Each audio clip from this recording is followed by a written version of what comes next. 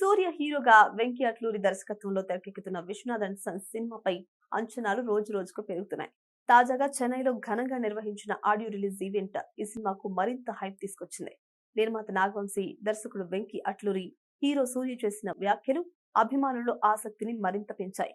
ఈ కార్యక్రమంలో మాట్లాడిన నిర్మాత నాగవంశీ, సూర్య అభిమానులకు ప్రత్యేక హామీ ఇచ్చారు.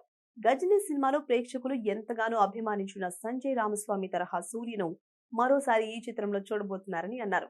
అంతేకాదు, తెలుగులో తమ నిర్మాణ సంస్థ రూపొందించిన అలా వైకుంఠపురంలో ఎలాంటి ఘన విజయం సాధించిందో తమిళంలో విశ్వనాథ్ అండ్ సన్స్ కూడా అదే స్థాయి బ్లాక్ బస్టర్ గా నిలుస్తుందని ధీమా వ్యక్తం చేశారు.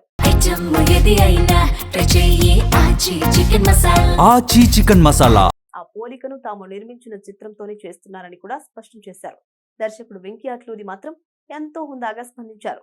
పెద్ద పెద్ద హామీలు ఇవ్వడం తనకు ఇష్టం లేదని చెప్తూ 2.5 గంటల నిడివి గల సినిమాలో కనీసం 1:45 పాటు ప్రేక్షకులను పూర్తిగా అలరిస్తామని అన్నారు.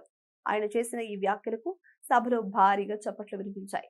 ముఖ్యంగా తమిళంలో ఆయన చేసిన ప్రసంగం అక్కడి అభిమానులను ఆకట్టుకుంది. హీరో సూర్య కూడా దర్శకుడు వెంకీ అట్లూరిపై ప్రశంసలు కురిపించారు.